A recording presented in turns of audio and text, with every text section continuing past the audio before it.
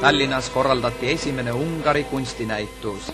Näitus avati riigihoidja Konstantin Pätsi, Ungari haridusministeeriumi kunstiosakonna juhataja nõunik dr. Aladar Haasi, haridusminister kolonel Jaaksoni, välisminister dr. Akkeli, põllutööminister Artur Tupitsa, diplomaatilise korpuse liikmete ja teiste kutsutud külaliste osavõtul.